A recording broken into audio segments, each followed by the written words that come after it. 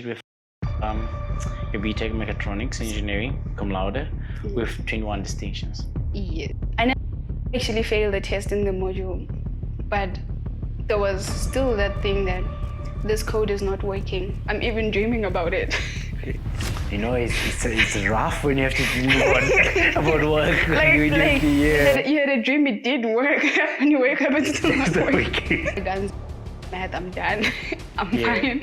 So, what do you think truly like sets you apart from academically? I used to think it's my distinctions. That's what I thought in first year. Usually when someone asks me about mechatronics, I tell them it's more like a combination of everything. I'm doing mechanical engineering, I'm doing electrical engineering, there's a little bit of software or computer engineering. So go back to res around 7, 8 p.m. and I was just going to school every day. When I got to second year, I was tired. For me, it meant that whether I show up or I do not, it's on me. I do not have an adult to push me to do this. Yeah. Hi. Welcome to Peace Squad Podcast. Today I have Mandy. Mandiluve. Yes. Mandiluve Sogiba. Yes, Sogiba. Sogiba. Mandiluve. Yes. Yeah. Yes. Mandiluve Sogiba. So yes. Welcome to Peace Squad Podcast. Thank you. Okay, that's good.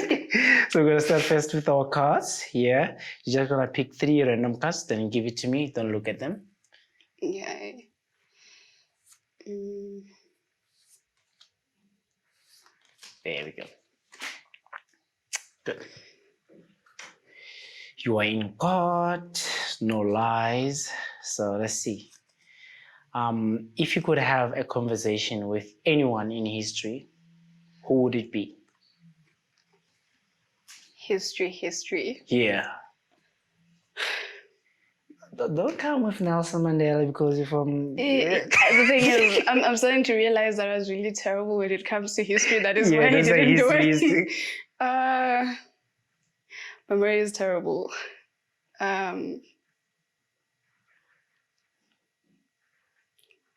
No one, actually. No one? No one. Yeah, like living in the present. I don't think there's anything I would like to know that already happened. It happened. Okay. Nothing in your discipline. No, Someone has invented something. Actually, I think there's a book I read. There's a girl, I just forgot her name, but it's like she would go to the river and then the white people would be on the trees and she would think that she's seeing a vision, but actually she's seeing people right on top of the tree, but in water. And she's the one that told everyone that they should slaughter their cows, burn their fields and all of that. I read that in a book, I think when I was in high school or something. Yeah. I just forgot her name. And I think I would want to ask those people, how could you possibly believe that? And I think she took people to the river as well, people from the village. Yeah. And they were saying the same thing. They're seeing people in water giving them a message. I'm like, can't you hear them? They're right above you. And they believed it. I just refuse to believe that that's real. You're living it now. That's why I wouldn't believe it. So, yeah. Second one. Do you think you can tell me anything? Just arrived. Yeah, just a random thing though. So not anything, just random things. Just random things, yeah. For sure. Last one. Do you think you will be close to your siblings when you grow up? Hey, you grow up, so yeah. I'm already grown, and yes, I am now. I didn't think I would, as like when I was still growing up. Yeah. Because I think when I was around 13, 14 there, I used to be playful and then I just got tired and then I stopped playing, and then I have a sister, she's like 3 years younger than me. So I just stopped playing and I don't think she got it. You know, when you're with someone and then suddenly they switch on you and all of that. It was just kind of something like that, and we just kind of drifted. And that's how I noticed that we're not as close. And that kind of got to me because I realized that if we're not solid now, there's a chance we're not going to be close as adults. And last year, that's when I actually realized that I'm actually grown now. I gave her a call and I was like, this is what I've noticed. We were solid. And then this is what I did. I just kind of changed on you and all of that. But now I want that. And I know I can't just have that back. I need to work on that. So I just kind of apologize for how I was. And I didn't know why I was the way I was, like why I got tired. I didn't want to play none of that, and I was certainly not playful. You know? But yeah, I just kind of made her understand that that's happened. That's how I was. But now I see that it'd actually do us good if we got along as adults. I'm an adult. She wasn't even an adult yet, but I would like that, and I don't expect you to like just come at me now and we're all big sister and younger sister type of thing. I just want us to get along again. So I started scheduling calls with her every Friday. Okay. Every evening we just... I can just tell right now you're a bit of an old soul. No one varsity things like this. So I was like, okay. I thought I was an old soul, but you're something else, I guess. So we get along now. And I get along with my siblings. My big brother is like my brother, then it's me, then it's my sister, then the rest they're kids. they're kids, like the youngest is 4. The youngest is 4. That's a huge gap. I know, so I'm just that kind of person that they call and they ask, when are you coming back? When are you coming back? It's just that. But when I'm there, we get along. So I'm hoping for that even when they grow. But how often do you go home then? Because I actually go home twice a year, sometimes once. It's you have usually to make December. financial decisions. So you have to go home. It's not really a matter of financial decisions, but well, it is, because a flight is expensive, but you can always take a bus, and the bus going home is like the maximum you can get is 800 rands if you book on time. That's valid, but mostly you get it around. How long is the drive going that side with the bus? It's hours. That's the thing. 16 hours. Around 16 hours. So I just know that in December I'm going home. In June, it's gotten quite tricky considering that sometimes I have to go for work and my recess is very short. If I'm not going for work, last year I only went home in December because I had a project that I had to do during my recess. So there's kind of things like that. But I just know that December is given during the year. I don't know.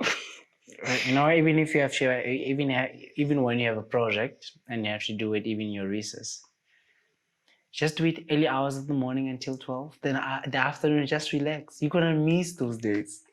I know. You're gonna miss the free time, the off days. I know. You're gonna miss them. I realize that. You have about what 9 months to enjoy everything. The work and the academics and your free time. So I know. I know. Then you will have a limited off days. But now you're making me think about my life these days. Okay, so let's see.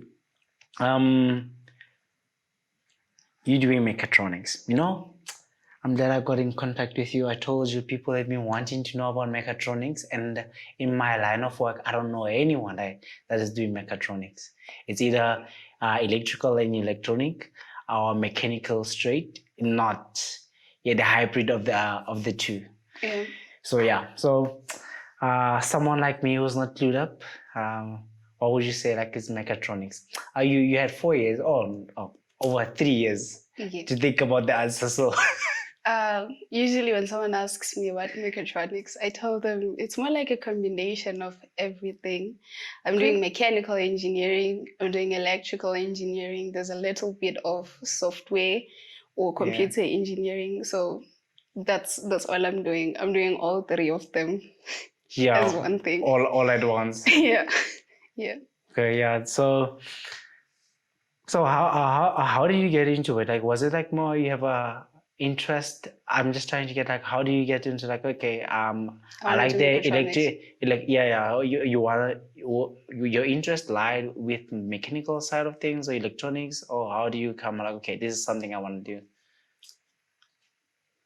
Iron Man 1. Okay. It was that. I was like, okay, how did this happen? Where's Jarvis coming from? All of that.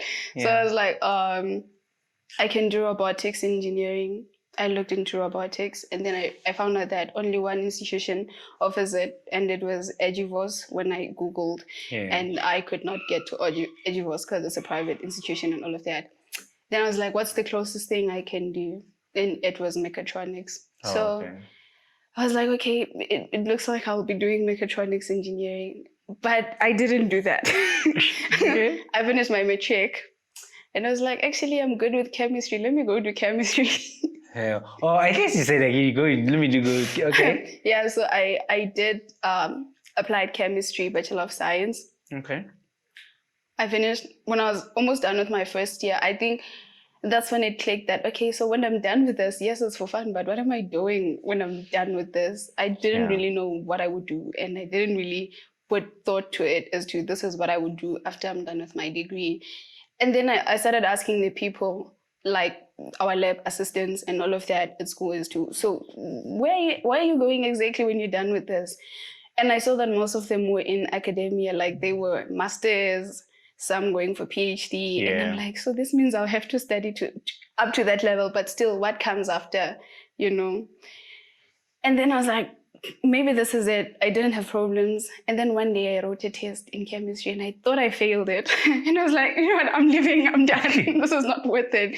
And I remember that day, it was around, I think 28th September, around those times. I remember it was a few days before applications closed and I decided to apply for mechatronics.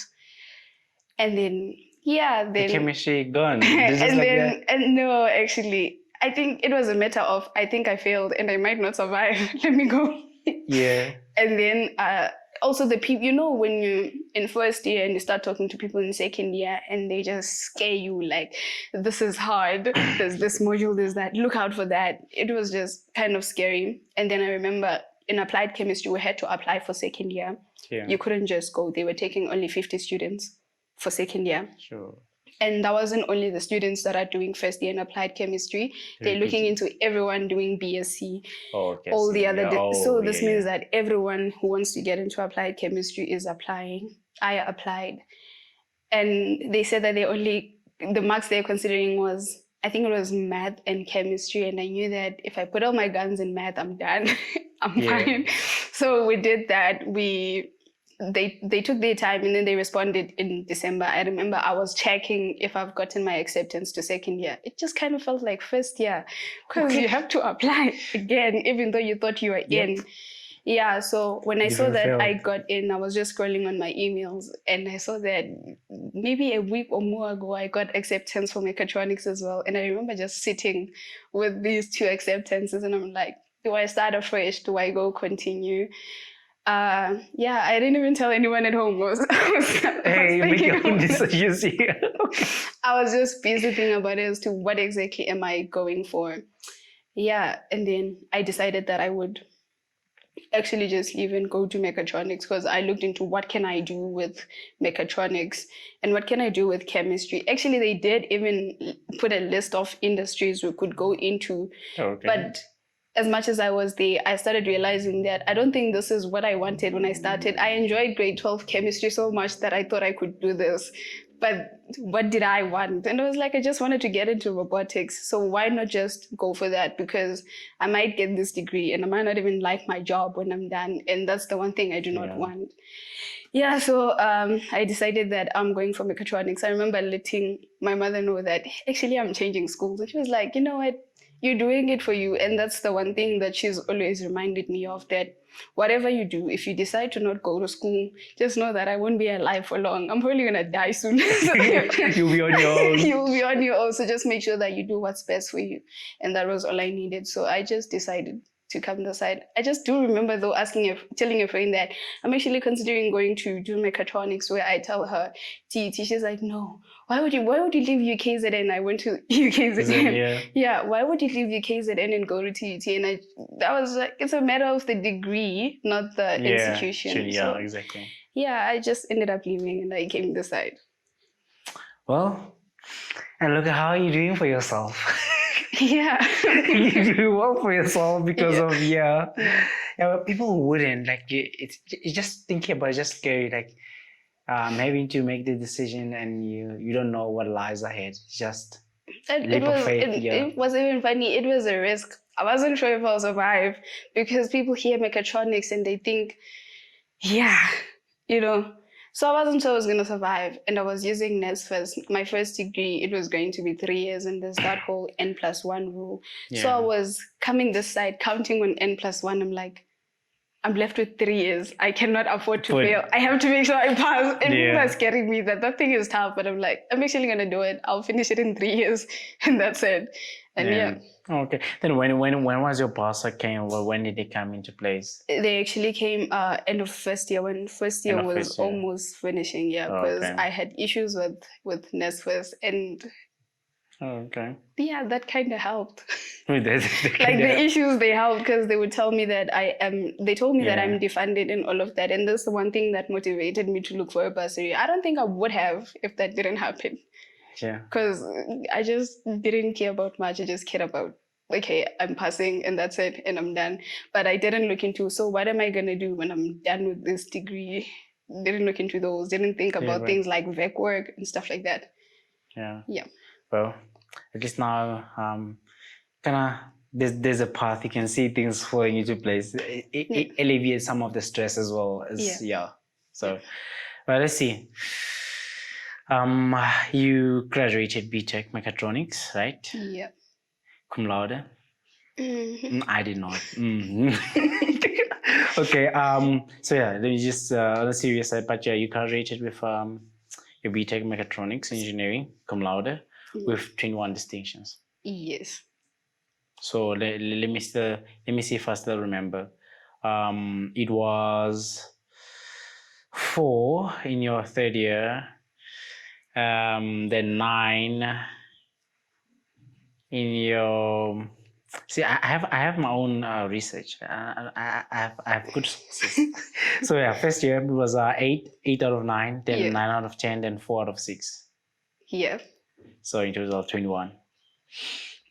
Okay, cool. Let's talk about those ones first. We'll come to it. So 21 distinctions out of 25 is no child's play, so that's really exceptional.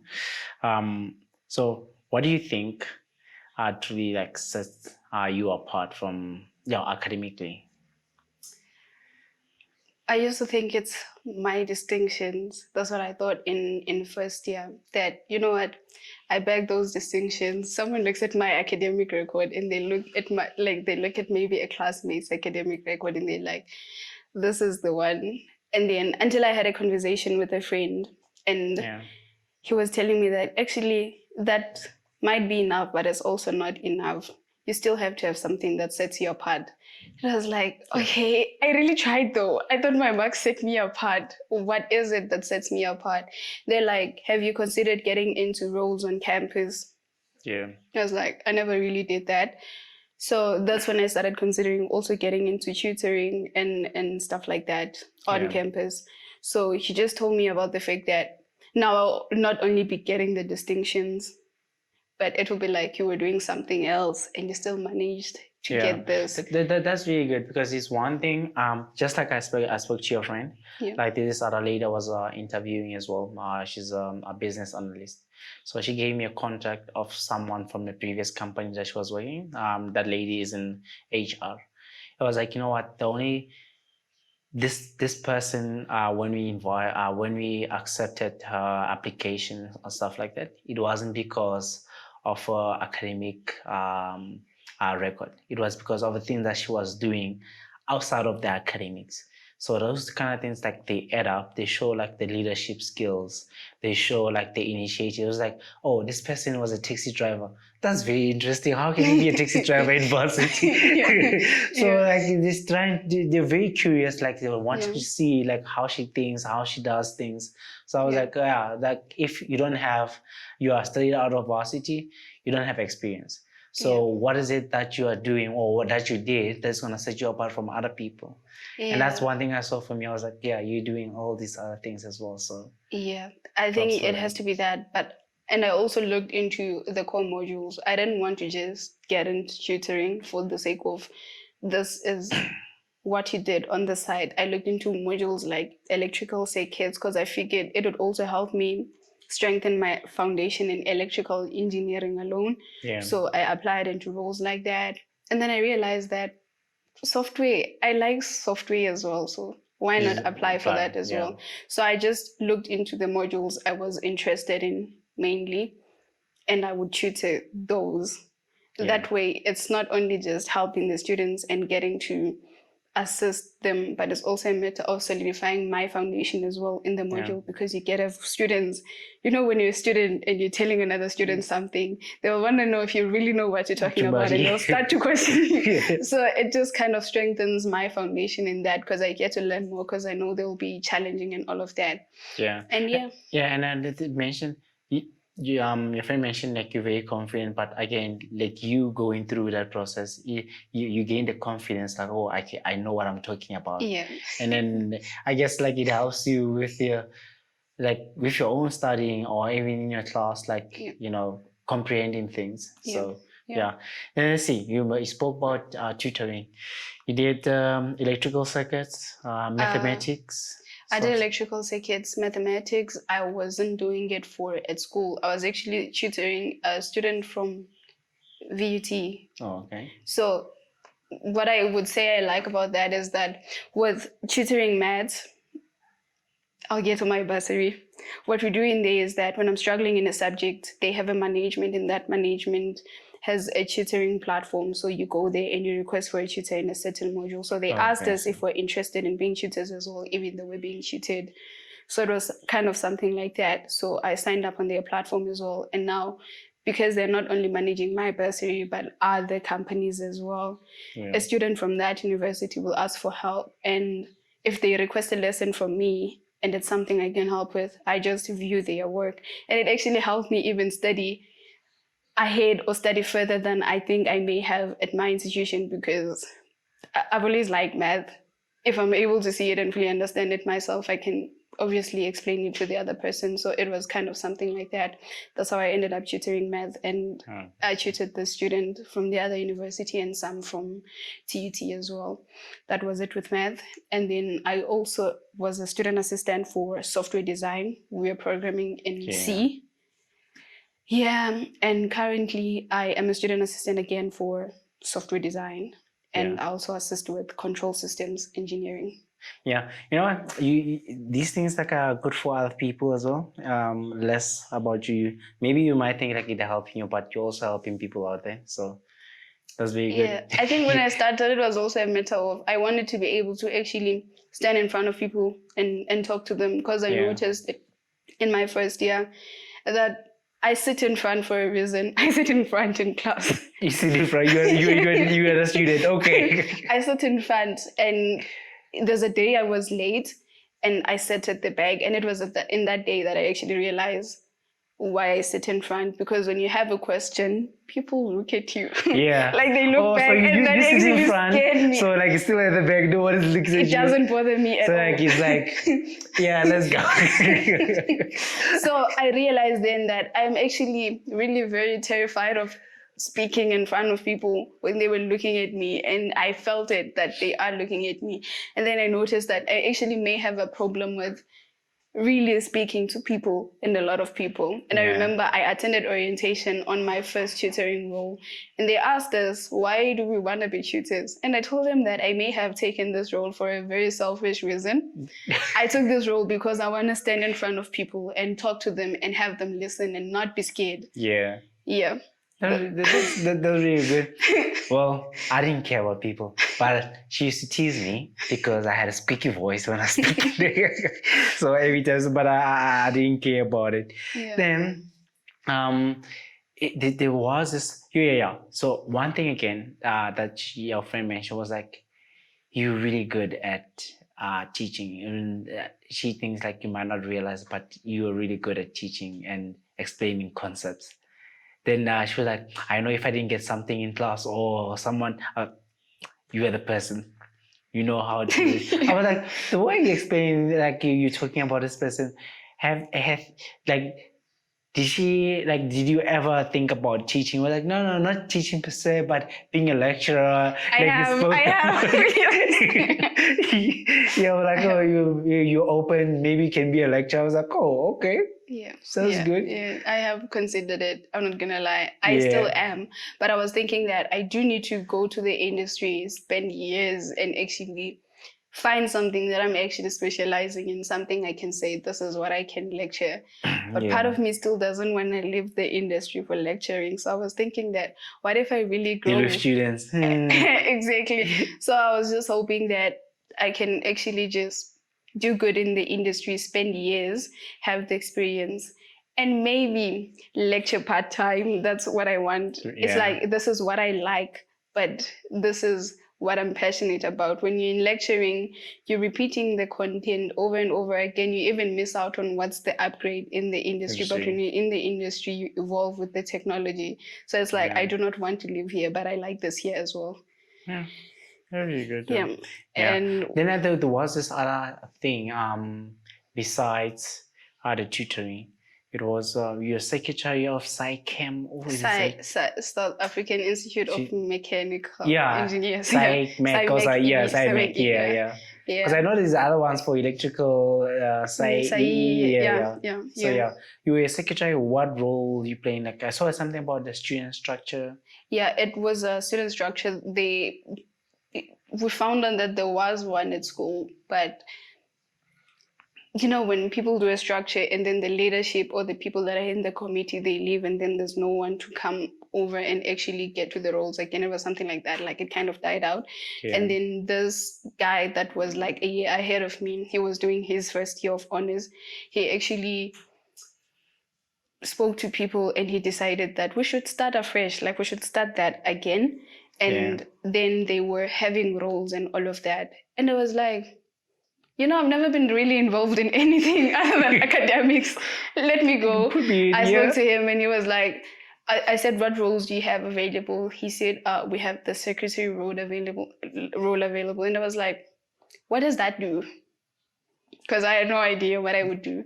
And he was telling me that basically I would work on formulating the agendas. I basically have to know what's happening around, what we have planned, all the kind of admin stuff and all of that. And I have to be the one that actually records that.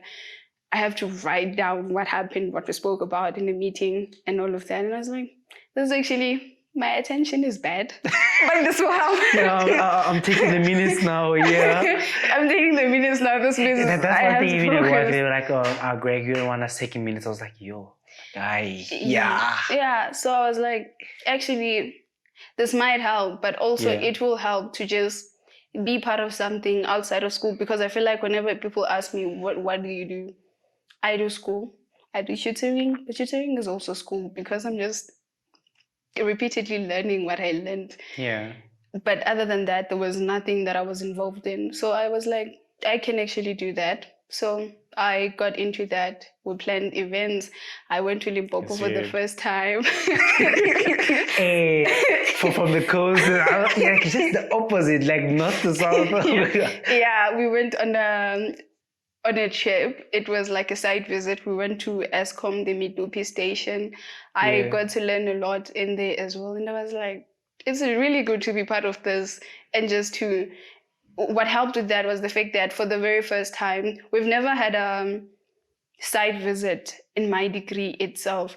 So it was like, as much as I've seen the industry because of my bursary, the other people are getting to experience it as well. Just to experience something out of class, because in my degree, we don't have to do work integrated learning. We don't have to do VEC work. It's just your degree for the entire 3 years. So if you're fortunate to get VEC work, that's on you, but you don't have to do it. So it was kind of nice, and just connecting with industry professionals and all of that. Yeah, that's good. Oh yeah, then our generation is more motivated with money. Guys, I'll just let you know, like, if you want to consider tutoring and doing all these things, they come with money. So yes, it's not only for so I don't think it's just like I'm just doing this and spending my time. You also get money. So they do. Because I remember I was tutoring and stuff, so we'll get a little bit of cash there. You do. So good. Well, I'm gonna skip through a bit of these things. For this next section, I need one-word answers, right? Okay. It's tech versus tech. So Okay. I might even ask why, but maybe for my selfish reasons. But yeah. So let's see, robot or human? Robot. Remember who you were, who you living amongst. Next time someone sees you on the street, they say you love robots. Okay. AI or control systems? I'm gonna go control systems. Control systems. Yeah. MATLAB or Python? MATLAB. MATLAB. Yo, you're stressing me. Yeah, we were using that. Okay. Hardware or software? Software. Yeah, based on your previous answers, I could already see that. Sensors or actuators? Sensors can get cheeky, so I'll say actuators. Actuators. Yeah. Okay. Code or circuit? Code or what? Code or circuit?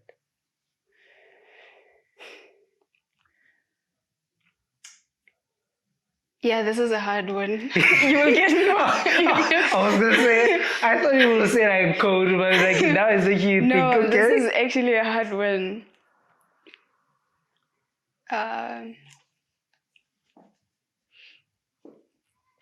No, I'll go circuit. Go second. Yeah. Okay. I'll stick to you giving one-word answers, no explanation for it. Okay. So there was this one. Okay, now you mentioned second. Just reminded me something. In your first year, there was, I think it's electrical circuit. Yeah, it is. First test. How was it? I failed it. Second test? Passed it. This is how it went. I failed, passed, failed, passed. Yeah, then film was like you were so stressed. Like you failed this test and you're going for the final one, maybe the exam, and then That was you my did fourth one. then you did so well that you Yeah. even got a distinction for it. Yeah, I got. Yeah. I remember I got 92%. I was like, how did that happen? How do you fumble? Yeah, that's what I'm thinking. How do you fumble the other ones and get your final mark? I still have no idea how that happened, but I do remember that the day before that test, I still remember the feeling. It was like, you know what? You do this, you pass this test, you're done, but you fail this test, you're also done. Okay. Like, I knew that I could not afford to fail the test. I knew that this is my one chance at I've never prayed to qualify for an exam more than for that month. So this was like you think about your N1 plus. I was like, already yes. thinking about that, and I was like, well, I can get good marks for everything else, but if I mess this one up, I'm done for. I went back to the prospectus. I checked what is it a prerequisite for, and I needed it for second year. So it wasn't a matter of you can just repeat it and continue with second year. There is a module that I was gonna need it for second year. So I just knew I had to pass. But I was those were dark times. Well, those days are over now. So yeah. But if you have to compare, I'm going to take you back now. Your honors now, and comparing it to the undergrad, how is it? Which one is more difficult?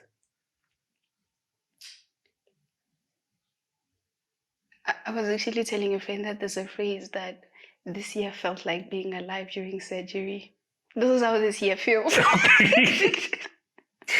And I think that undergrad was not that hard because no medication to numb you, like you're wide awake.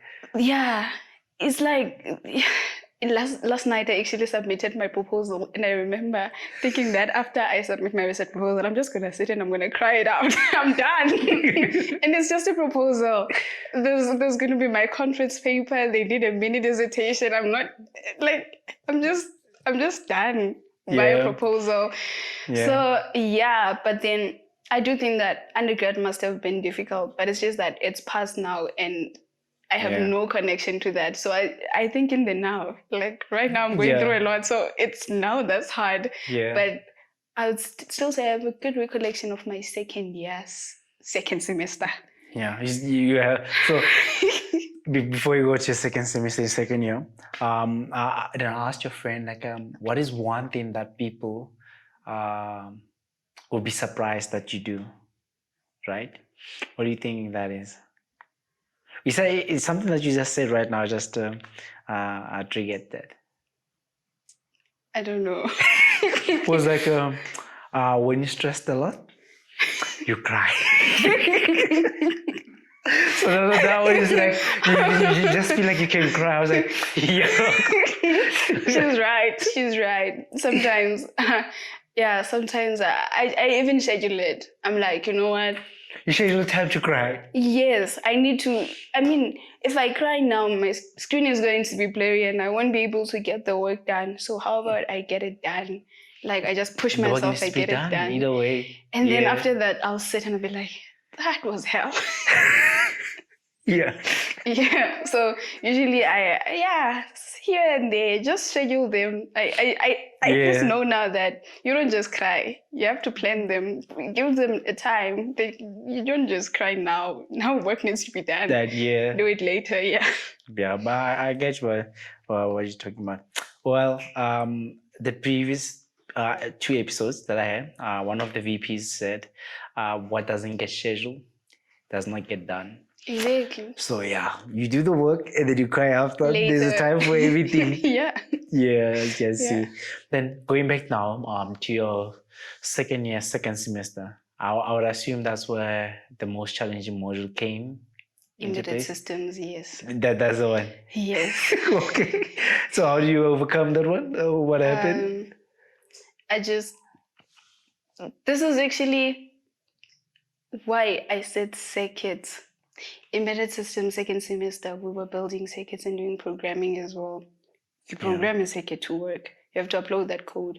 I would upload a code and it's not working and it needs to work. And this is my practical. You do it in your room at the comfort of your own space, but you submit it on campus and you can submit it and it might not work the time you're submitting it. And who's going to believe you when you say it was working? No. Word of mouth. Nope. Exactly. Yeah, so it was that. And I never actually failed the test in the module, but there was still that thing that this code is not working. I'm even dreaming about it. You know, it's rough when you have to think about work. You had a dream, it did work. When you wake up, it's still not working. So now you're thinking like, was I dreaming when this thing was working? And now it's like, it could have helped if you just had a dream about a single line of code that would have fixed all of this. You know, part of it did not really make sense to me. I did know I would pass, but also it was kind of shaky. Like, am I really gonna pass or am I telling myself I will? Okay. Yeah, so it was kind of a tough year just because of that single module. Yeah. I would write a test and I would just know it went bad. I finished it with a distinction. I don't know how, but it was hard. It happened. Yeah. If someone would ask me, so how did you do it? I would tell them, I don't know.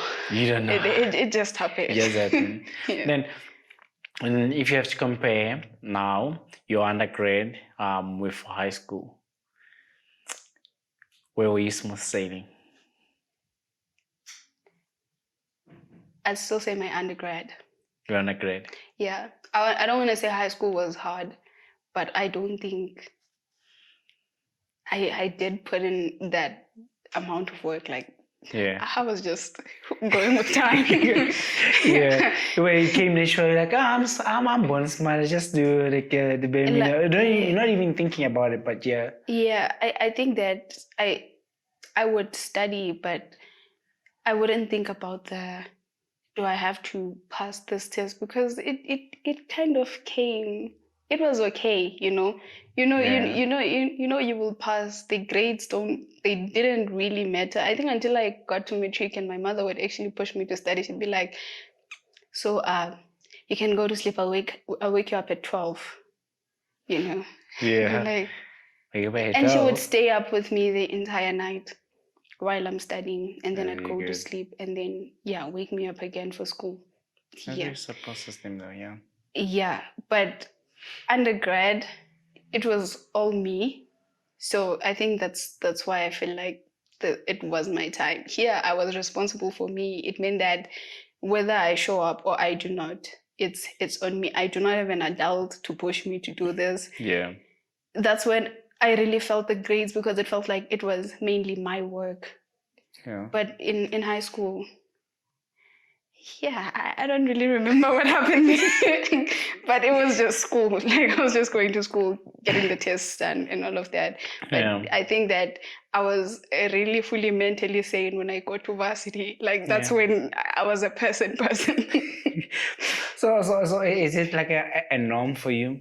Like your average becomes like a distinction, or okay, in this world, the average distinction is 75 in varsity, right? Yeah. Yeah. Let's see. High school was still the same. Nope. I was just a learner. Just like I'm a random one. I was just a normal learner. I wasn't gonna lie. Quite average, even. You know, when someone says average, you guys stress me out sometimes. What is average again? I don't know. You're just passing. And what is just passing? 40, yeah, it's 40%, right? Like high school. No, I've never gotten a 40. You see now. 50 is average, halfway. I don't have a proper recollection of them, but distinctions, they weren't really a thing in high school. I'm not gonna lie. I still remember that in grade 12, people were busy applying for varsity. I didn't bother. I don't know. I think there's a point I considered taking a gap year when I was in matric, because I felt like school is all I've done, and I don't really know me fully. I don't know what I would want to do. I felt like if I just got time to actually fully sit and be like, what if I don't even want to do robotics? What if I want to go to health sciences, stuff like that? But I just remember them asking me at home, so when are you applying? Hey, reality check. There it is. Yeah. And then I remember I didn't apply to universities like UP, any university in Joburg. I didn't apply. Yeah. I remember applying just for the University of the Western Cape. The only reason I applied for UKZN was because of people that came to school and told us about CAO. They was like, oh, this is something. What is CAO? It's Central Applications Office, basically. Okay. You know how you apply to UP, you apply directly and all of that. With CAO, you apply to, it's like a management system for all universities that are in KZN. So there you get to go in there and you get to choose your study choices where you want to apply for it. But DUT, MUT, UniZulu, UKZN, and their private colleges or public colleges that are around KZN, they all appear in there. So you get to apply for 6 choices in one application. They can be different institutions. You can have UKZN as choice number 6 for that course that you wanted. But when you apply to KZN, that'll be your first choice because that's what you wanted in there. But it's basically applying for all universities in KZN in one platform. That's really cool though. Yeah, it saves you a lot of stress. And like trying to remember or apply to these universities. And what you do is, with the CAO, you just keep logging in there to check the status of your application, because the status of the application is still in the platform. And I think it's when you get acceptance that you get the SMS in your number, then that you actually got in here. Then but just check your status and all of that, you use CAO. So that's what I used. Yeah, that's really good. Now I'm thinking about your, I guess, studying. First one, I think I have two points. First one, seems like you doing applied or doing chemistry in general in university gave you some time, like what you want to go. It did. That's how it felt when I started my first year. I remember when I was doing chemistry, I only had 4 modules. It was biology, physics, maths, and chemistry. And yeah, they were going okay, especially maths. I remember physics, I had to change it to another physics because it turned out I chose the difficult version. I was like, no, actually, second semester, I'm going for the other physics, and they allowed the changing because it was just like an elective. What I had to do was stick to math and chemistry. So when I came this side, I was doing 9 modules from doing 4 modules. Yeah. And they were all year modules, 9 of them. Yeah, that's one thing I was thinking. Like that was the first one. Like doing the chemistry gave you time to think about what you want to do. It gave me time, and it also prepared me in a way. Because when I got here, I saw how other first-year students were suffering. Like they were struggling to adjust to university. It was just... I've been here before. I've been here before. Like, I have no cries. I am fine. I've been here before. Let's go. It kind of felt like something like that. But I'll forever be glad that I actually went there. As much as I left, it did prepare me. Because when I came this side, I already knew what is expected of me. I knew I have to show up every day. Otherwise, it's going to go down. So... Yeah, that's what I'm thinking. Like, it was the one. And then it led you to robotics. And then now you're saying like you're just an average student in high school. Then you're coming here is because it's something that you like, something that you thought about. You're crushing it. You wanted it. So it's just like one thing again. People should just do things that they want to do, not because mom or dad said I must do this, or it's something that is popular in the community. So I think that's what makes me happy, that they allowed me to choose for me, because you'd find out that with the most people that I went to school with, everyone just wanted to get into health sciences, and that was the one place I never want, you have things you just never want to do for yourself. And I just knew that I wouldn't survive that kind of environment, so I never applied for anything in there. I did not want anything. I remember even in a high school, like one of my teachers was like, oh no, you know what, you can be a good doctor. I was like, wait up, me and blood, we don't get along. No. It was kind of something like that. But in high school, I think that I became a serious learner after COVID. After COVID? Yeah. You're like, your people are dying, let me be serious. No, actually, it's because they took us, like, we left my mom's place and we went to my granny's there by the Bundus. So it was kind of, you have nothing to do. And I didn't have a phone. I was in grade 11. I did not have a phone and I was really bored. And I didn't know what I would do other than watch TV. I remember I asked my mother, can you send me my books? That's what I said. Can you send me my books? And then I just started self-learning. When I got to school, I was kind of ahead. So then when I got back, that's when I started taking school seriously, honestly. Okay, that's really good. Yeah. So let's see. Walk us through your typical day, like typical productive study day. What does it look like?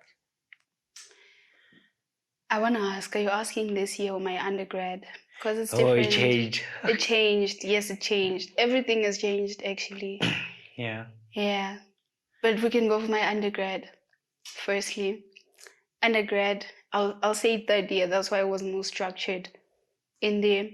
I remembered something that we were told in one of my induction meetings by our bursary management. They told us to treat school like a 9 to 5. Okay. That not only teaches you discipline, but it also prepares you for when you're going to work. So I just started treating it like that. Every day I leave here around 8 and I come back from campus around 5. I leave here around 8. Even if I do not have classes or classes end at 12, this means that more library time, I still get to push my work. And when I come back, it's up to me now. Do I rest? Do I continue? Am I that tired? But at least I know that I did work during the day. So that's just that. If you treat it like a 9 to 5, you hold yourself accountable. You know that every day is like you're going to work, even though you're going to school. You just get there.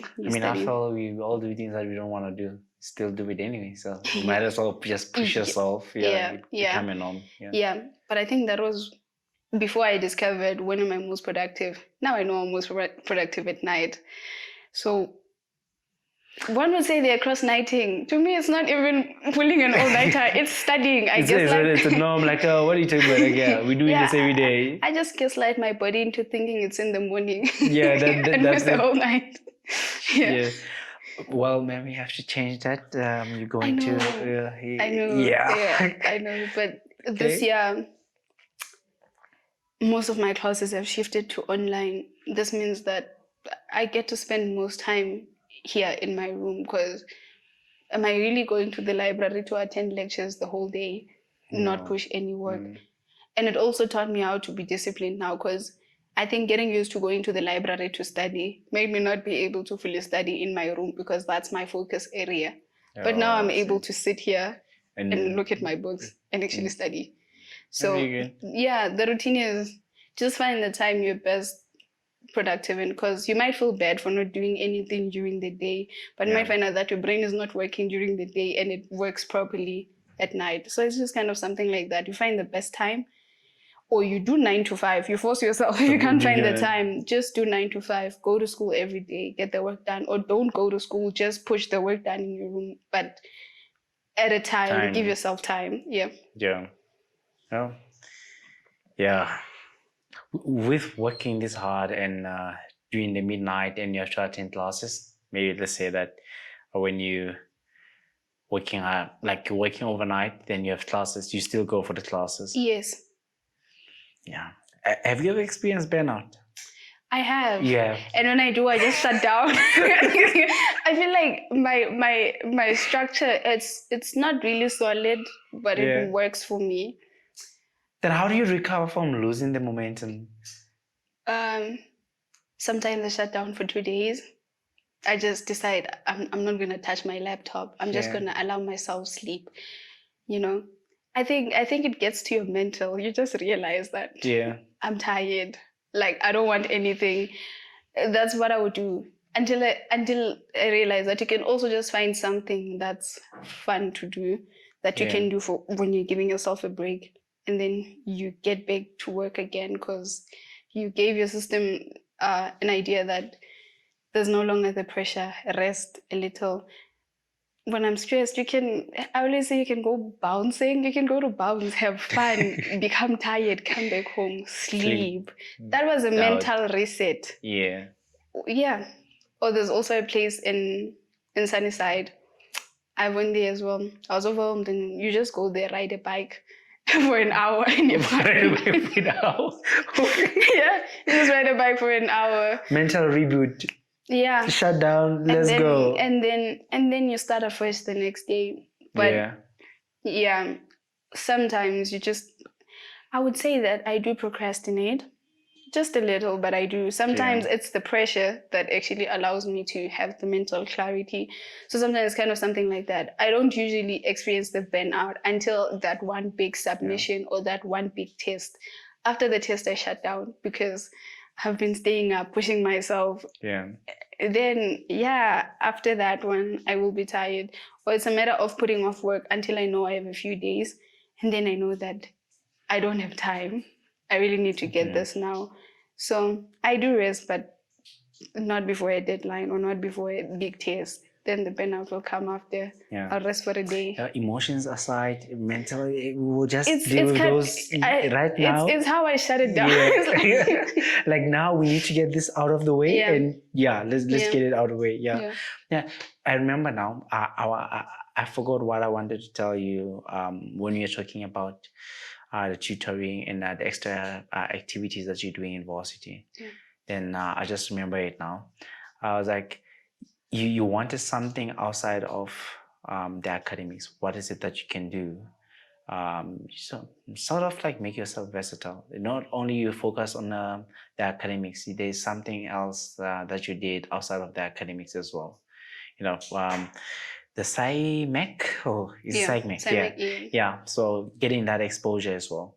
So I was thinking about you seem like a person that, you look for opportunities, like, oh, you're curious, like, oh, there's this thing, I've never done it, but I can do it. Like, tell me about it. I think, you see, yeah. So I'm thinking about it in that way, like, and that kind of appetite, like wanting to do things that you've never, like being in rooms that you've never been in before, trying to improve, just something like that. Don't let it go. It will grow with you, but just make sure you don't let it get out of your sight. Okay. At work as well. It will, people like people that are curious, people that want to know things, even if they know. people that raise their hands, like, okay, I don't know this, but I'll do it. I'll give it an attempt. So, and it will work in your favor. It's not like a high school or doing an exam. Like, it's only dependent on you. Like, you study, you don't study, you're gonna fail or you're gonna pass. That's how it is. That side, closed mouth don't get fed. That's what I noticed Close when mouth. I went for my last work, the one last year. I realized that there's one way I'll be able to learn in here. Ask these people questions. Just I approached the mechanical engineering guy. Yeah. They placed me with people that are in automation because of my degree, and they're like, "You're just gonna go to the periphery. You're gonna see the programming. You're gonna see the robots and all of that." And I said that there's this guy. I don't know what he is. I was in maintenance, and it's a very big space. And if the person you're left with is gone, you're on your own. Yeah. Right. So that's when I approached that guy and I asked him, "So what are you actually doing?" Because I see him every day, but I have no idea what he does, and he never really does go down to the plant unless he has to be there. And he just let me in on his project. He was telling me about it. He took me along. He showed me. He took me along even when the contractors were coming, just explaining the entire process. And I was like, actually, this is what happens. You ask people questions about what they do. You're not only reminding them if they were bored that this is what they're here for, this is what they do, but they also let you in on a lot of stuff. You get to learn a lot only because you asked that one question. And they don't just answer that question that maybe what do you do? They teach you everything just because you asked one question. You just ask. Yeah, you just like a can of worms. They just room. Like, okay, you actually smart. Oh, you like talking about work, specific niche at work. Then people start being. And I like the fact that you said like the part where you said you don't just trying to. How do you set yourself apart? Sort of. I'm paraphrasing it now. How do you set yourself apart? It's not only the academics. Like, oh, this is how I set myself apart. Just like engineers, when you go to the industry, engineers are known to be awkward most of them. So you are like, okay, that's how I'm imagining it now in my head. Like, okay, you know, you're an engineer and you go to the industry. All those people are engineers that you'll be working with, and they're smart. Most of them, they did well. They got distinctions and everything. But how do I set myself apart from those guys? Like you mentioned, you need to be confident and speak in front of people. You're gonna be doing presentations out there to the managers and anybody.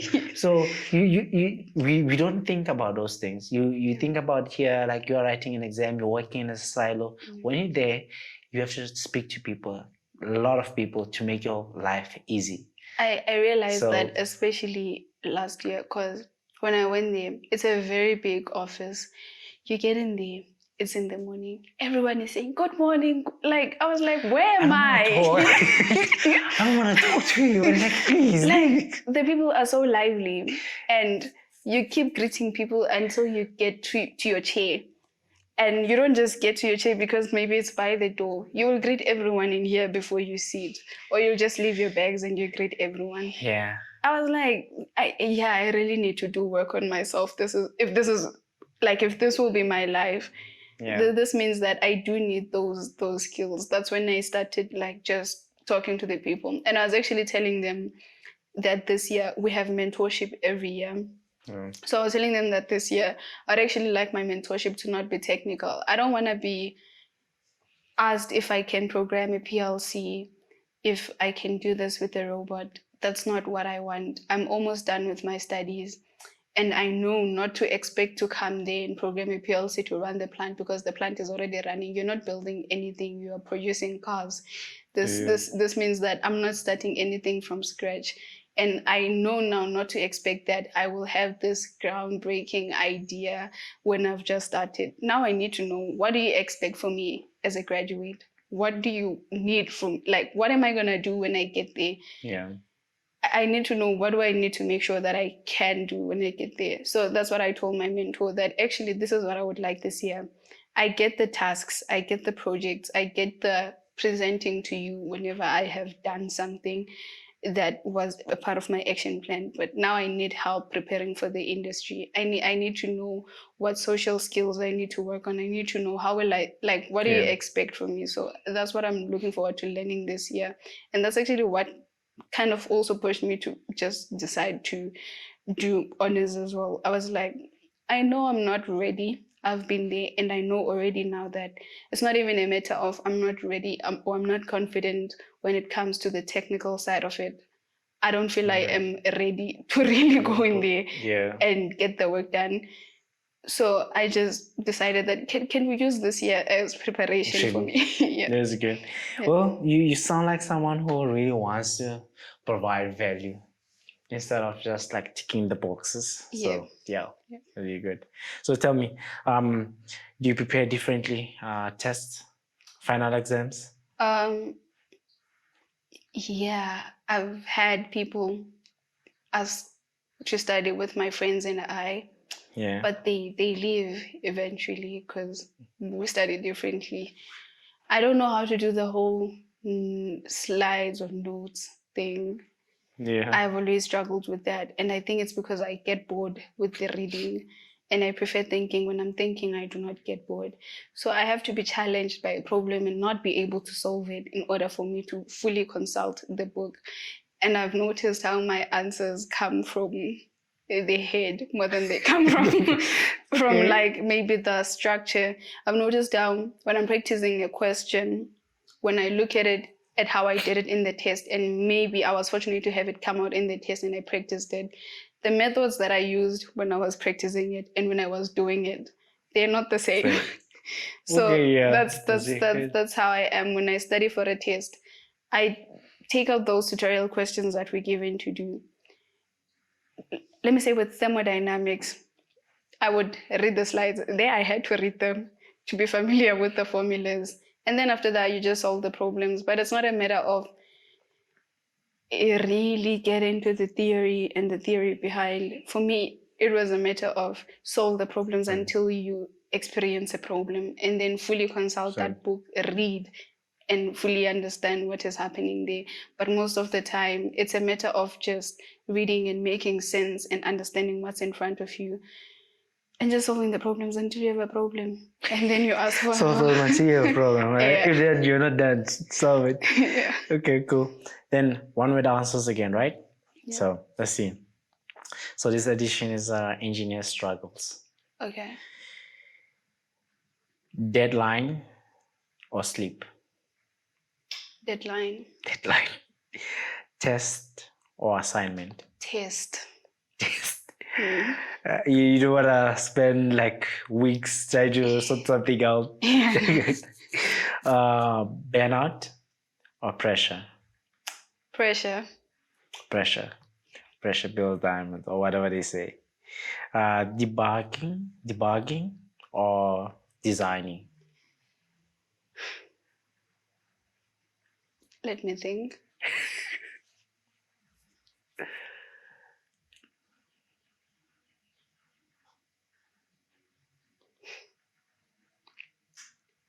I would say, I want to say debugging. Debugging.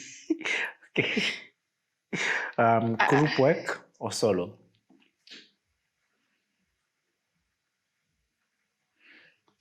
Yeah, no, like you thrive in both. I was like, no, like yes, now I thrive in both. I was That's like, the no, thing. listen, I'm gonna make you pick one.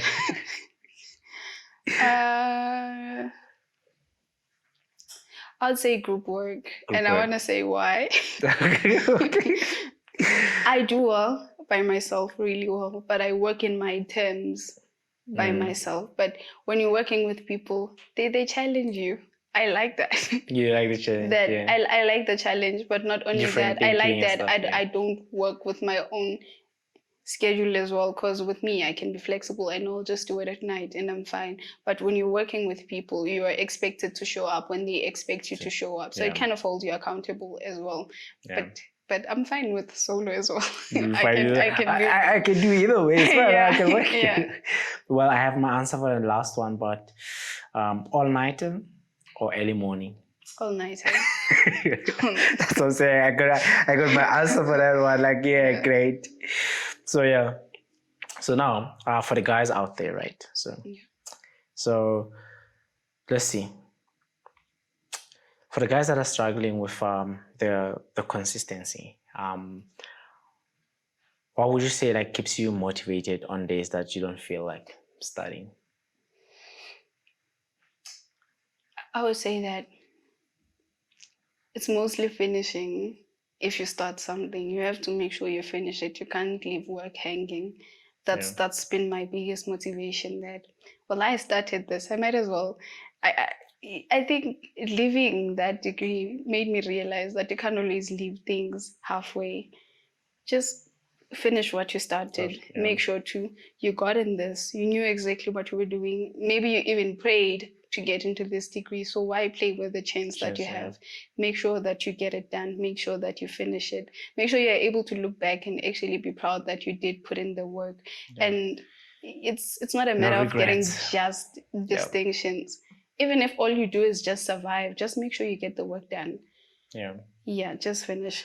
Yeah, you really don't wanna down the line have excuses and wonder like how would it have been if you actually just did do that one assignment. Yeah, that there is one. Actually, I was listening to this early in the morning today. I was this video on Instagram. I was listening to or watching and listening to.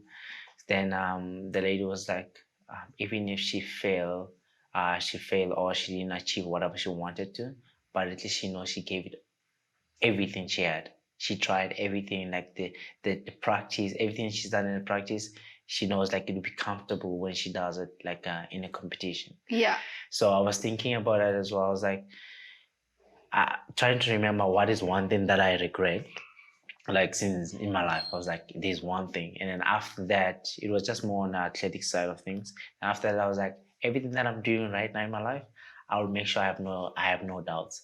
Whether it be friendships or it be work that I do or people that I encounter, I'll just make sure I present the best possible person there.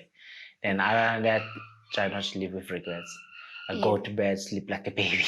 Yeah, I think it's a matter of even if you do not do good in something and maybe you want to beat yourself up about not doing good, there's some kind of self-mercy that comes with knowing you tried and you actually did do it.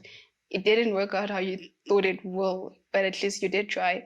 So yeah, it's always just even if you're not motivated, in fact, just try studying every day, even if it's for an hour. With me, I remember my sister was asking me that, so how does this thing of studying every day work? I was like, you do math, right? Yeah. Just take math. Math doesn't require a lot from you. Just find a module that doesn't require a lot from you, just to ease the guilt. If you feel guilty about not having studied, do an hour of problems. Just do them until you're used to doing them. And it becomes a thing that when you don't feel like touching books, there's that one comfort module you have that you can touch and it still doesn't feel like you're doing something really strenuous or something. Yeah. So yeah, I guess do something you don't like, then end it off with something that you like, or just vice versa, get that motivation. Same. Very cool. And I touched a bit on the tutoring side and the mastery, and let's see on the achievement side and the growth side now. We spoke about it a bit, but on top of getting your distinctions, you also received like the merit awards, right? So what do those moments mean to you personally? So there's this thing that they do at school. When you get your merit award, they're basically paying you for passing. Well, some people just pass and don't get paid. I think that was my favorite part. You're just getting paid to pass. It gives you something to look forward to.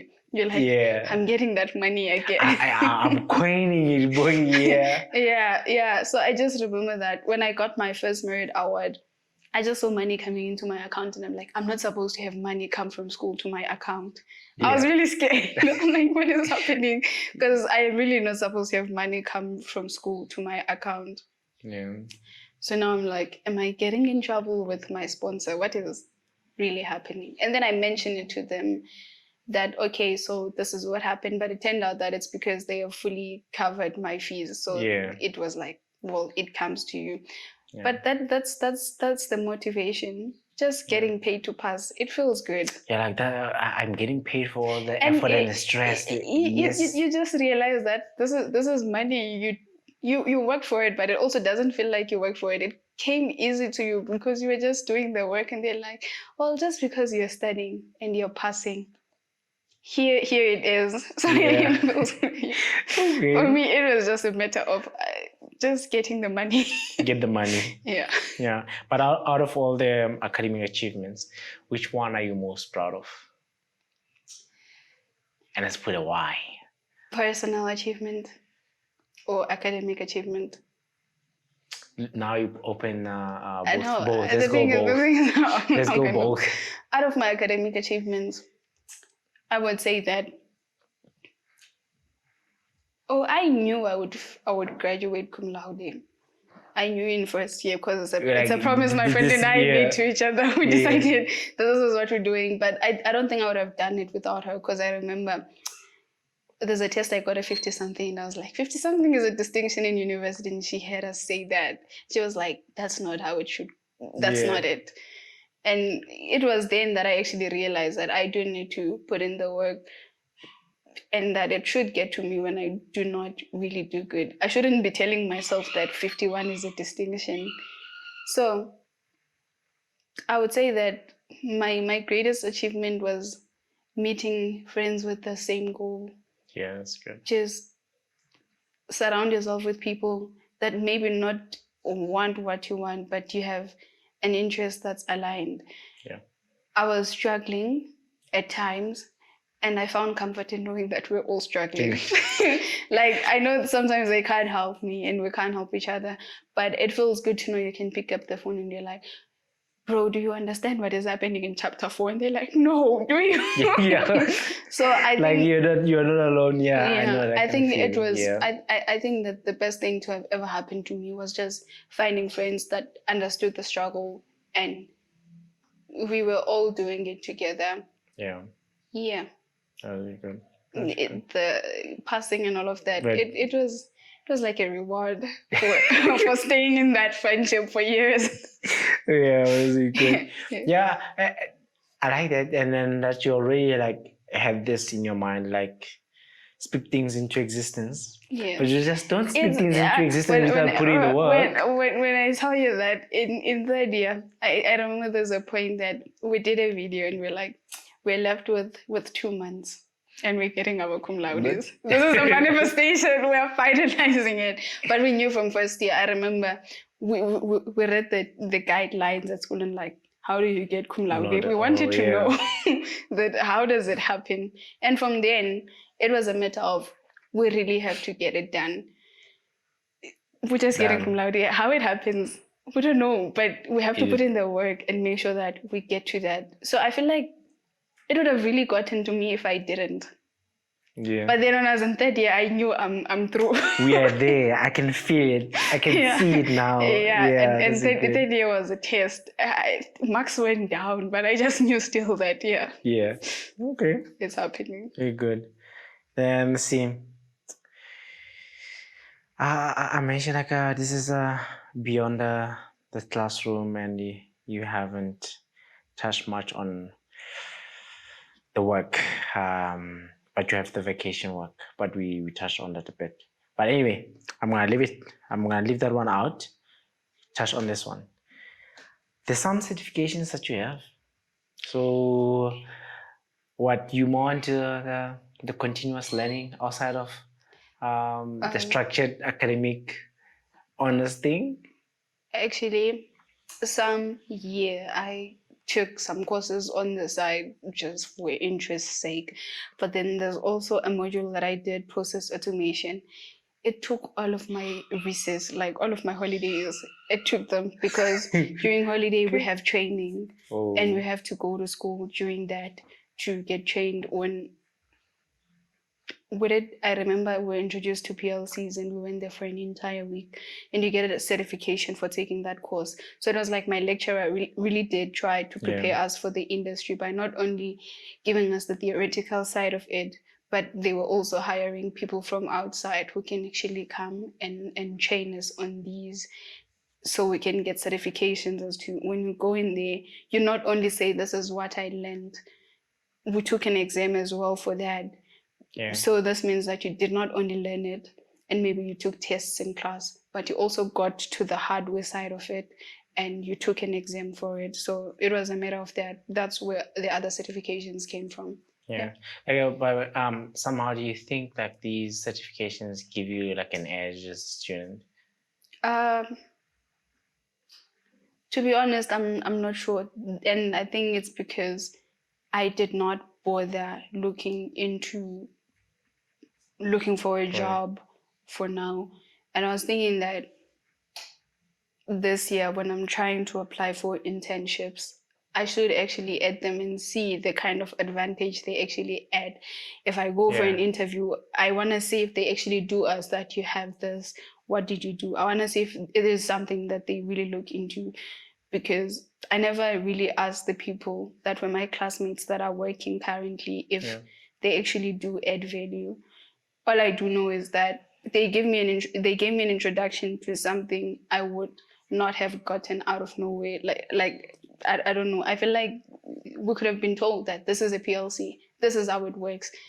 But we got to program it. We yeah, got to do a project actually on programming it. There were components. We got it done. But it kind of felt like it's also proof that you can get something done, but I'm not really sure what value they add when it comes to really going into work, if they really do look into them, because I haven't looked for a yeah, job. yeah. But that's the one thing I tell my friends. Like, we don't just do things for just doing them. Yeah. Even if you do it now, you might not see like how it's gonna connect in the future or how it's gonna come into fruition. So even now with your certifications, you might not see like how you're linking it to your academics right now, but when you get in the industry, you'll see like, oh, Yeah, look, that's this is what I it. thought, that Yeah, they maybe do add value in there. yeah. And then one thing was, uh, yeah, props to your LinkedIn.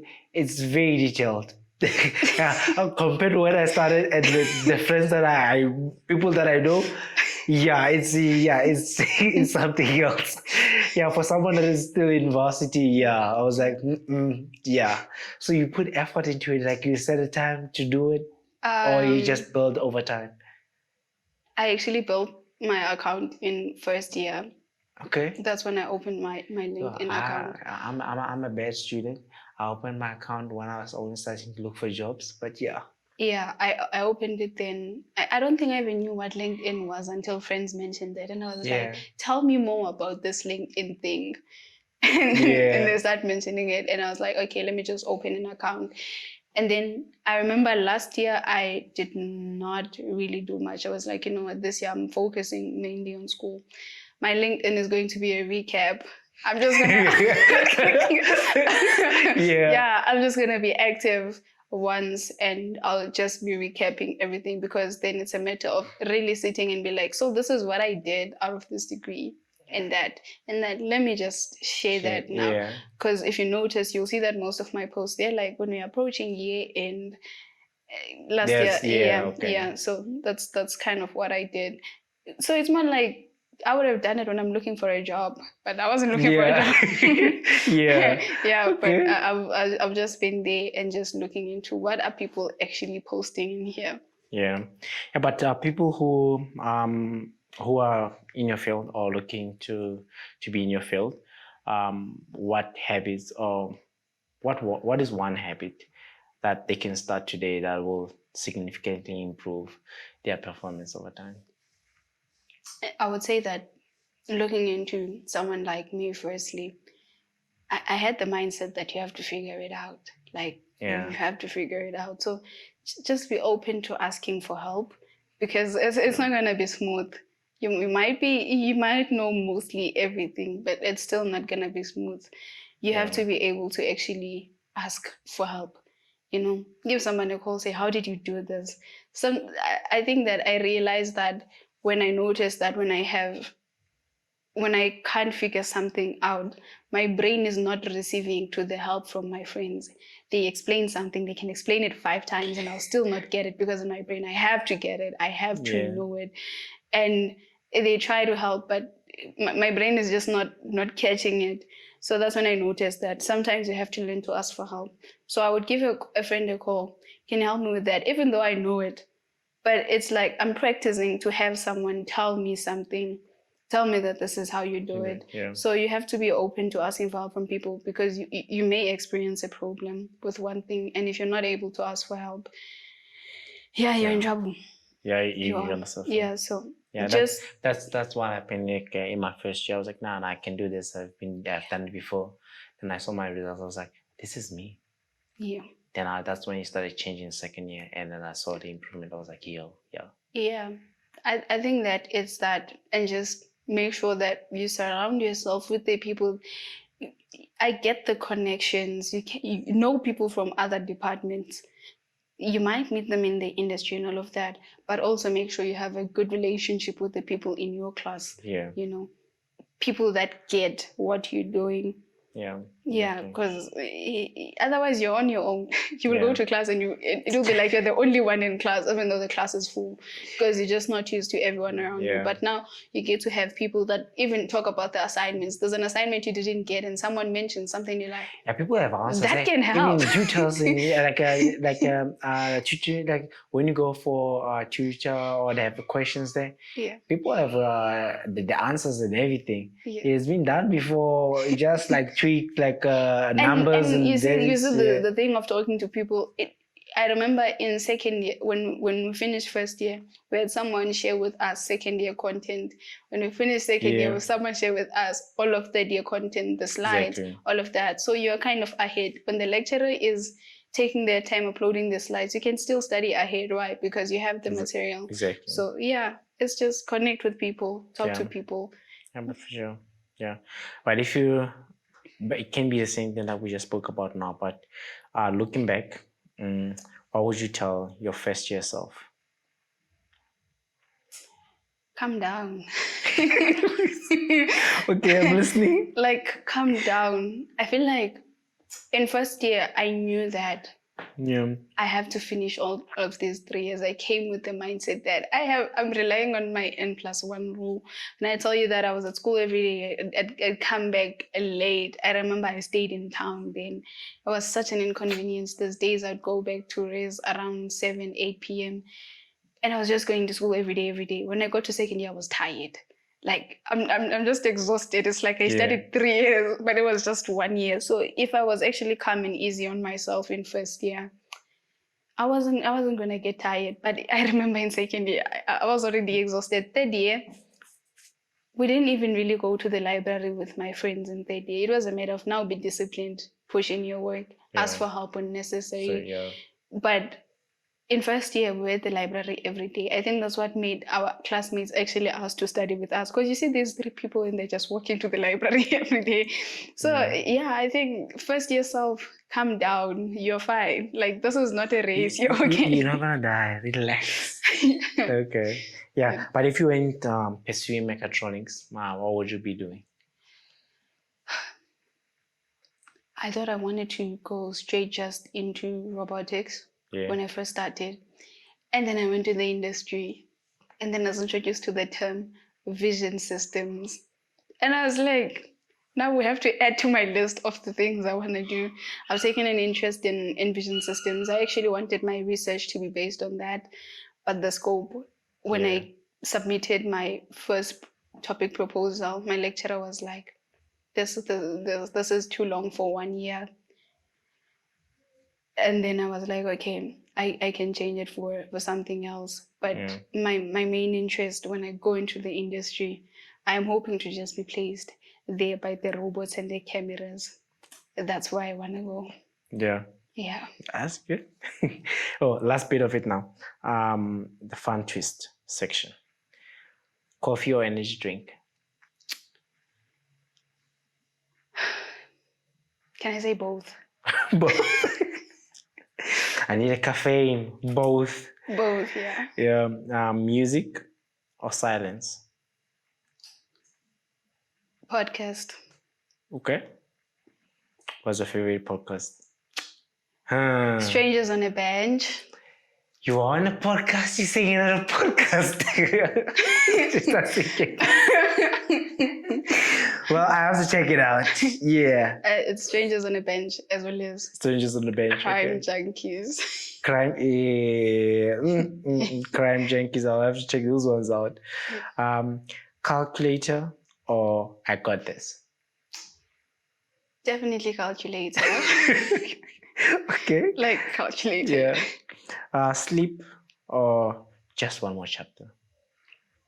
One more chapter. One more chapter. Well, you going overnight, so yeah, one more chapter. Stress or I thrive? I think 70% of the time I'm stressed. Say 70% of the time you're stressed. Yeah. Okay, cool. Well, okay. tell me about the time. What's happening? I heard that you were gonna join rugby, and then where did that go? When I was in first year, that's what I wanted to do. I was like, actually, let me get into sports when I get to school. And I found out that most practice is in the afternoons, and I had classes that end at 7 p.m. Like It was just not aligning. I felt like even if I try and force it, there's gonna come a time where I have to choose. And I know for sure I'm here for school. Yeah. It wasn't like that. I was like, you know what, let me just stick to school. To school. Yeah, because most of the times they clashed with my class time. So Okay, cool. Then the interest, where's this interest of running coming from? That you had to do 20 kilometers for your birthday? 21. Last year, yeah, 21, yeah. 21 for 21. I was turning 22. Oh, Actually. I was like, okay. I thought I would finish it. I was like, no, I'm done. Okay. How it came about was, I think last year I was really overwhelmed by school, and I was spending most of my time here in my room because I'm attending class, they end early. And I felt like I needed to get some A at first. That's how it started. You need to get A. So I would go for a workout, and I was like, no, what if we actually fasten this? And then I found out that I actually have my mental clarity when I'm outside. But now when I'm outside, when you're walking, it just feels like you have to have a destination at times. That's how my walks felt. Like I should be going somewhere. I can't just walk and then I turn and then I come back. But when you're running, you can plan that actually I'm going around this block. Yeah. So that's just how it felt. That okay, early in the morning, if I want to get my brain to be sharp and not stay up at night, I can actually just go for a run. When you go for a run in the morning, you feel like you'll have a very productive day, and it will be productive if you want it to. So it was a matter of that. I wake up in the morning, I go for a run, I get big, I get my work done. Yeah. Easy. Very good. And how's that going? Still doing it? Yes, I'm still doing it. But now it's kind of part-time. It's a part-time job. Yeah, you know, now I just I forgive myself if I go twice a week. Yeah. I'm like, yeah, that is something. I still did go outside. Okay, that's good. Well, 3 more cards again. Let's close it off. Okay.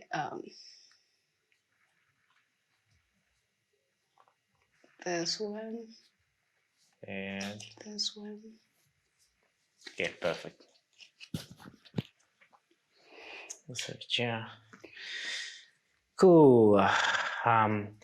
Is it ever okay to cheat in academics, sports, business?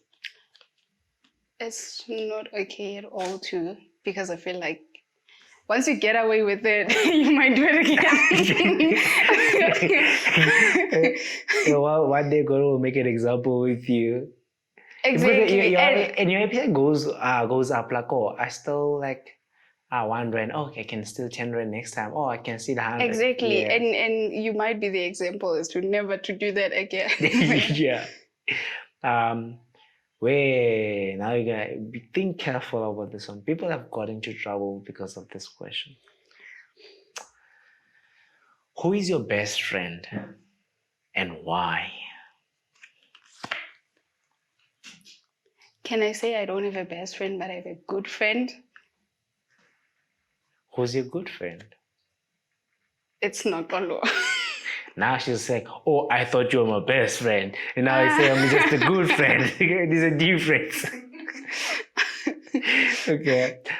What is the best gift you've ever received?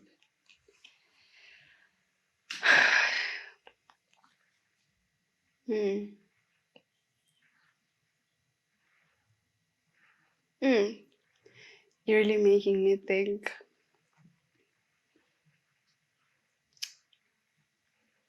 Yeah, I don't know. You don't know? It means you're getting a lot of gifts or you're getting none. I really do not know. I feel like with gifts, people get you what they think you like. Oh, so you don't. So now it's a thing for them. Oh Now no, I know. actually, I do. I just remembered that there's a book I'm reading and it was a gift, and I do like it. I think it's a good book. You So like it's a book. non-fiction or fiction? Non-fiction. Yes, please. Yeah. Thank God. First person I met that they love Yeah. non-fiction. Yeah. So it's Yes. that book. Yeah. Yeah. It is that book. Yeah. So I have a message from a good friend. Okay. Eyebrows up. What do you think she said? I think she would tell me to be easy on myself. She knows me too well to know I am kind of hard on myself at times. Yeah. Yeah. This is what she said. I don't want to be your friend anymore. She wouldn't. I know she wouldn't. No, I'm kidding. So yeah, so after like one message, as friends or like siblings and stuff, we don't get to tell each other like some good stuff until someone prompts you.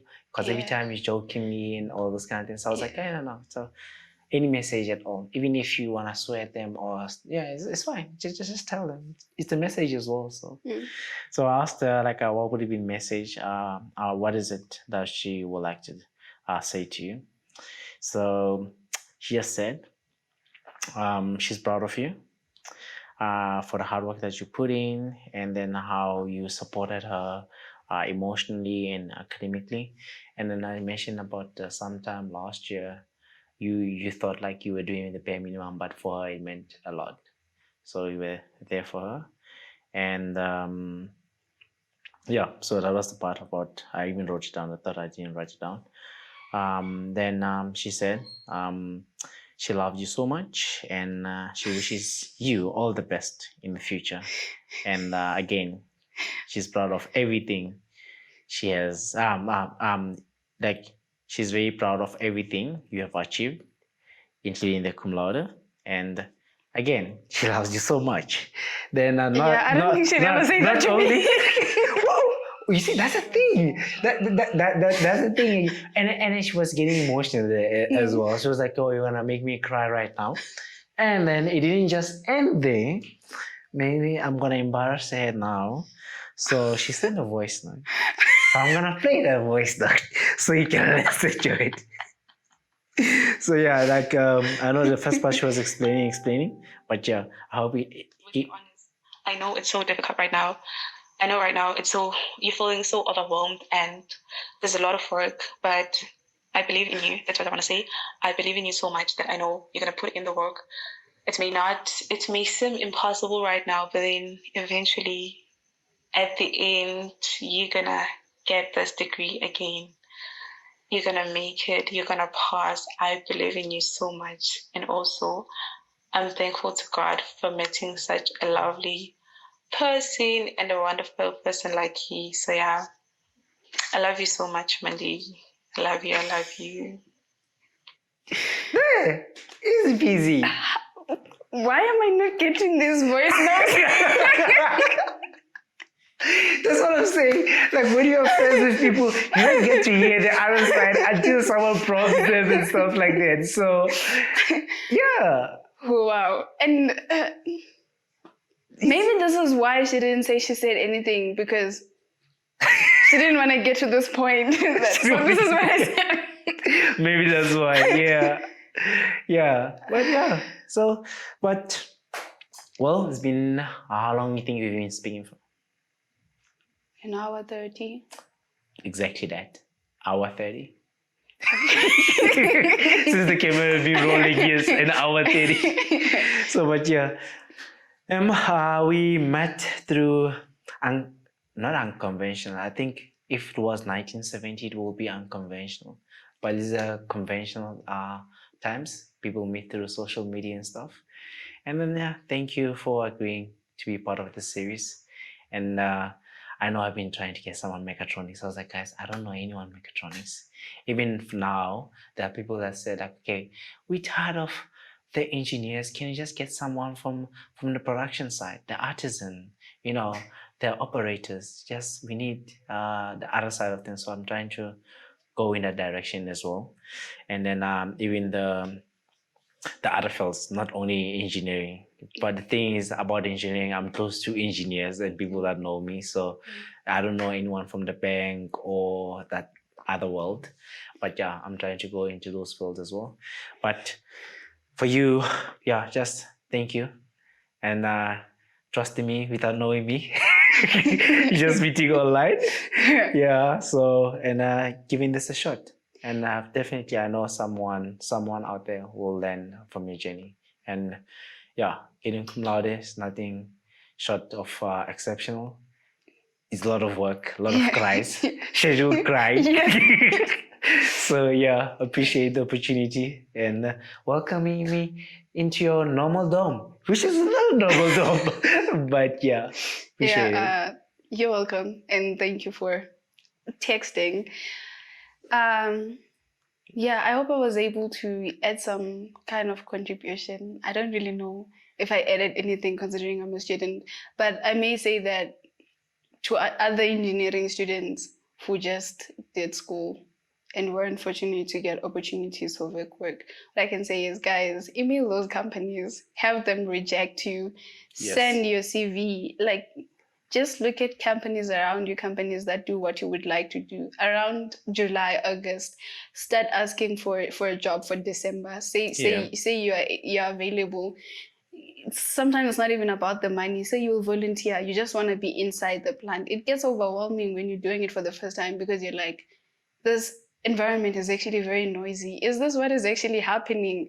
Like, just get that exposure, send that CV, have them reject you, send it to everyone that you think will actually you get the courage of being rejected. You get used to the rejections. Yeah. Do that. And yeah, also I thought it's scary. So to everyone who's never been to the industry, it's not that scary. I've seen it. It's not that scary. You get used to it. Just put in the work at school and then go there. Easy. Yeah, it will be doable. Yeah, but someone did say that engineering school is harder than work. That's what he said. I believe them. Yeah, but like I said, definitely, and there will be someone, even if I usually say, even if it's one person out there watching this, I mean, I travel for stories, I go anywhere if this will mean something to someone out there. I mean, all of this, not getting paid for it, but in hopes of like someone out there watching will definitely learn something instead of going and getting baited by the algorithm and for wrong stuff. So these kind of things needs to be put out there. People are doing amazing stuff. You're doing amazing stuff, and it deserves to be out there. Thank you. So perfect. Yeah. Can I just say I did imagine this after I'm done with my degree. You did imagine this? I think I imagined it in second year. Yeah, it's done now. It's like an internal manifestation. Well, okay. Cheers. Thank you. Thank you.